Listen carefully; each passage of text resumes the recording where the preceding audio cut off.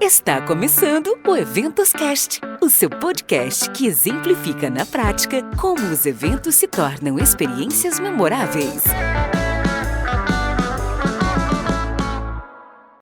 Olá, apaixonados por eventos! Sejam muito bem-vindos ao Eventos Cast, um espaço para conectar, transformar e gerar valor através dos eventos. Eu sou Marcele Souza, publicitária especializada em eventos, sou founder da MS Eventos, uma consultoria de eventos presenciais e online. E por aqui você encontrará assuntos relevantes sobre eventos, além de dicas para te ajudar a criar experiências memoráveis. Minha convidada de hoje é Cíndia Moraca. Ela é advogada especializada em Direito Civil e Família e Reputação Digital. É também presidente da Comissão de Direito das Artes da OAB de São Paulo. Seja muito bem-vinda, doutora Cíndia, e obrigada por aceitar o meu convite. Obrigada, Marcele. É uma honra estar aqui com vocês. Acompanho o seu podcast, gosto muito dos temas que vocês trazem. Muito obrigada pelo convite. E o primeiro ponto que eu quero trazer aqui para a nossa conversa é o fato de vivermos em um mundo onde as pessoas elas dividem não só a sua vida, mas também suas opiniões no ambiente digital. Como de fato, então, criar uma boa reputação digital e quais as consequências por um mau comportamento no ambiente digital? Então, para a gente entender reputação digital, a gente precisa explicar exatamente o conceito, que é muito simples. Reputação digital é o conjunto das informações que podem ser obtidas sobre cada um de nós, analisando o rastro do nosso comportamento na internet, nas redes sociais, em todo o ambiente digital. Isso porque hoje em dia já não há mais uma dicotomia entre vida real e vida virtual. A gente vive a era do cibridismo. O cibridismo é o elo entre vida real e virtual. Então, tudo aquilo que a gente expõe nas redes sociais, na internet ou em qualquer plataforma digital, constrói a nossa reputação. E isso é feito com base nas nossas crenças, nas nossas filosofias, na nossa ideologia, que fica refletido no material que a gente compartilha nas redes sociais. Qual é a questão de construir uma reputação digital positiva?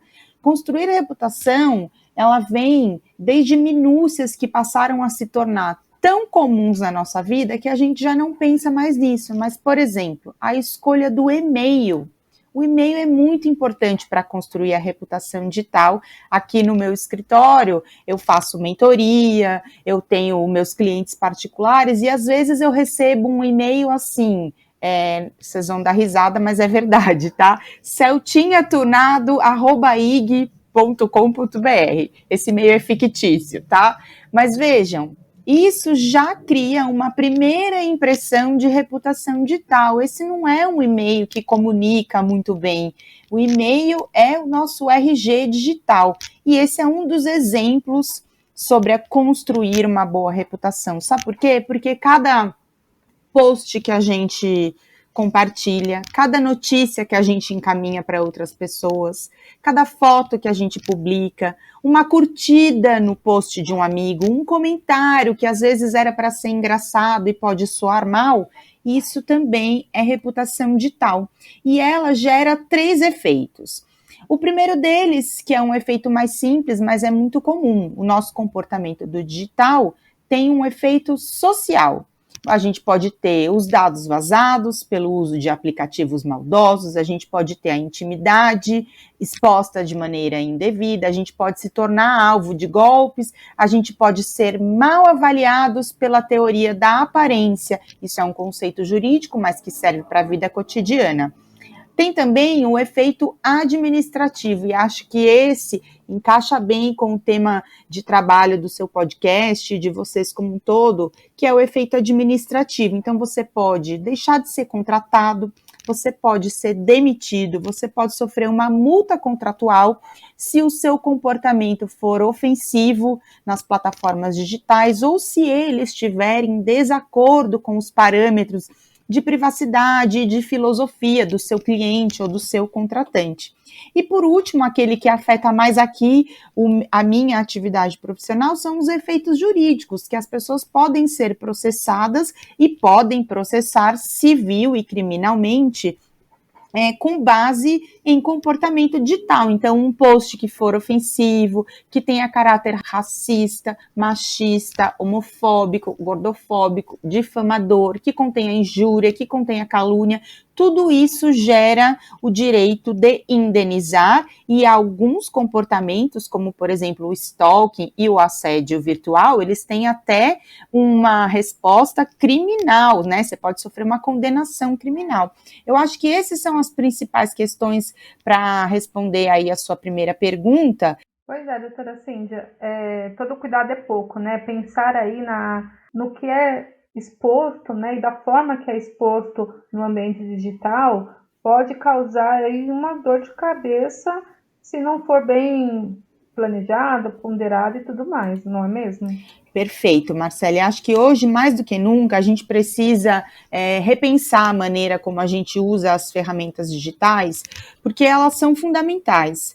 Eu acho que a gente pôde ver aí nesse período triste de pandemia o quanto nós fomos salvos por todas as plataformas digitais. Essas ferramentas todas, elas nos permitiram estudar, elas nos permitiram comunicar, seja com a família, com os amigos, a gente pôde trabalhar por tudo isso aqui, porém, a gente não pode esquecer que se comunicar, se manifestar nas redes sociais é como abrir a porta da rua da sua casa e falar para uma comunidade que está ali ao seu redor. Quando você faz um comentário, quando você faz um post nas redes sociais, é como se você estivesse falando para todo mundo que está passando ali na rua. Você não sabe quem está te ouvindo, e a gente não pode criar aquela ilusão de que as nossas redes sociais ou os nossos perfis são privados e por isso estamos seguros. Essa é uma dúvida que eu recebo diariamente.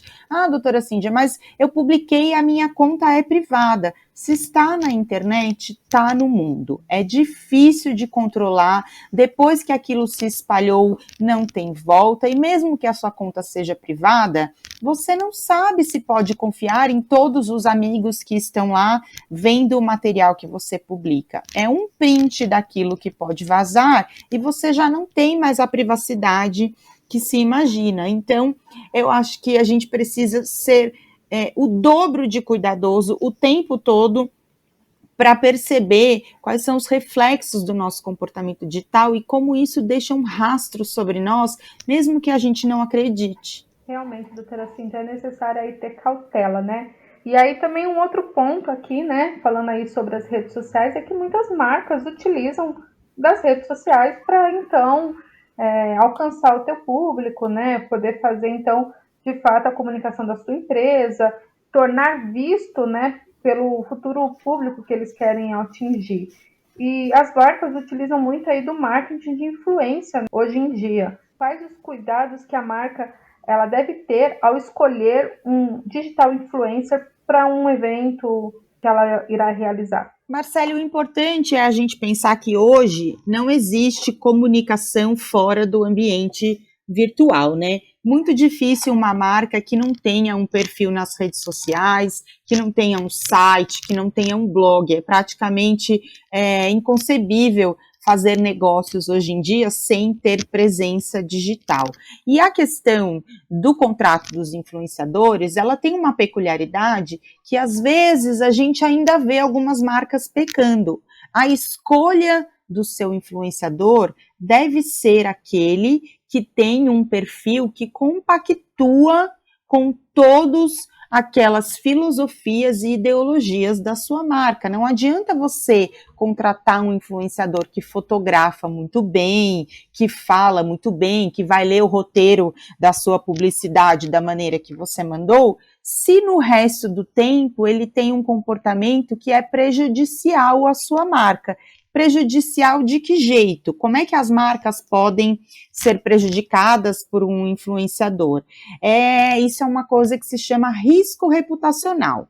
Então, as marcas podem ser prejudicadas diretamente, uma ação da empresa que pode soar mal, como, por exemplo, o caso do McDonald's, no ano passado, no Dia das Mulheres, que tentou fazer uma campanha onde só as mulheres iriam trabalhar, e aquilo pegou super mal, porque ninguém conseguiu ver um resultado positivo daquilo, ficou parecendo que o McDonald's estava dando uma folga para os homens ao invés de favorecer as mulheres, deveria ter dado descanso para as mulheres naquele dia. Então, isso é um risco reputacional direto.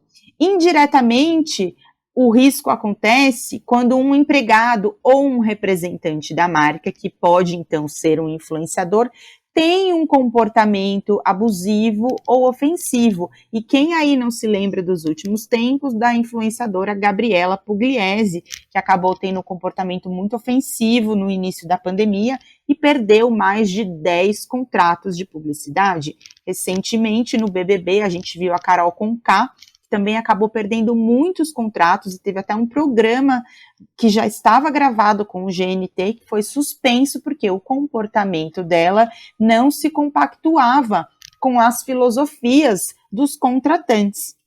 E por último, o risco tangencial para as marcas, que são aqueles onde os clientes ou um outro terceiro deixa lá um comentário negativo nas suas redes sociais e a marca lida muito mal com isso, acaba entrando em brigas, responde de uma maneira grosseira, e isso também fere a reputação das marcas.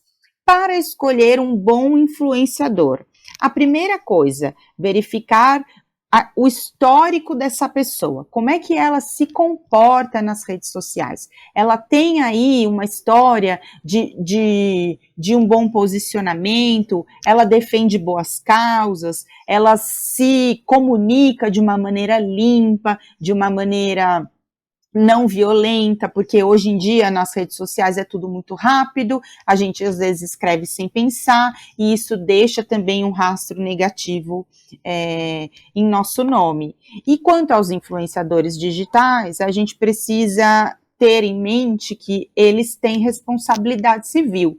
O influenciador que divulga um produto ou serviço é tão responsável quanto o titular daquele produto.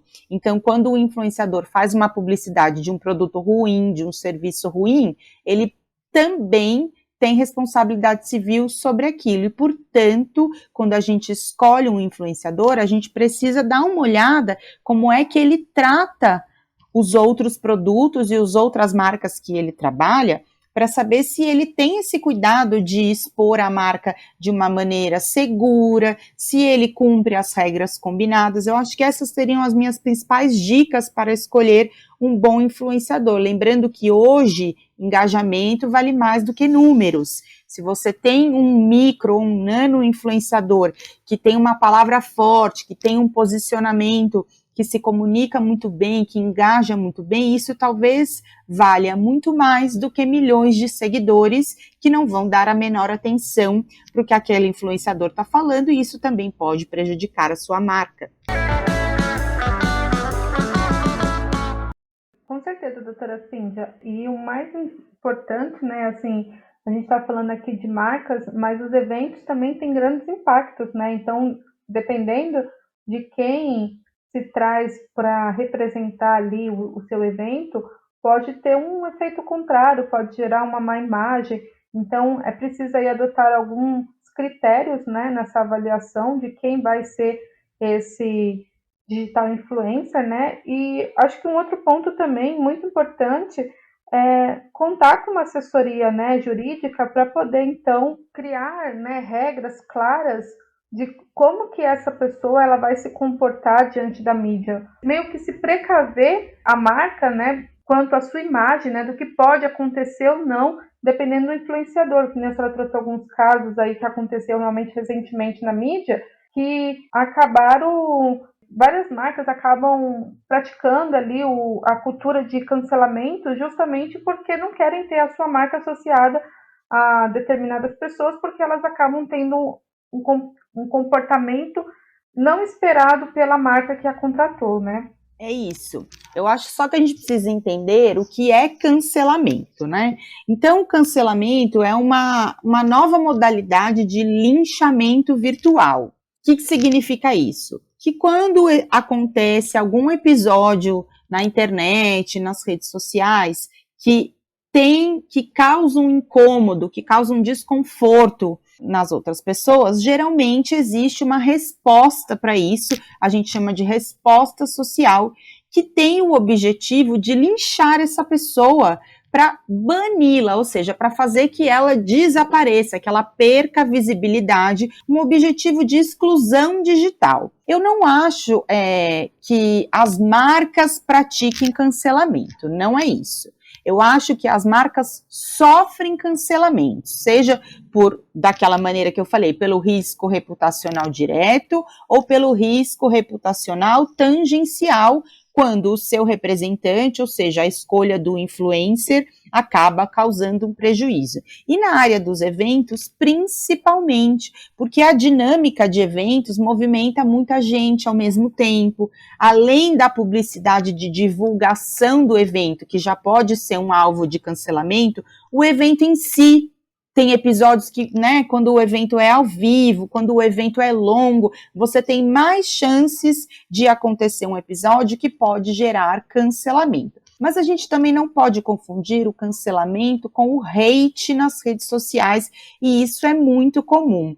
Porque o hate são aquelas respostas de gente que está desocupado nas redes, dos trolls, dos grupos que se reúnem para criticar determinadas pessoas que eles antagonizam. A gente viu aí recentemente acontecendo no BBB, que agora se cria, os grupos de cada torcida, e aquilo vira uma batalha digital.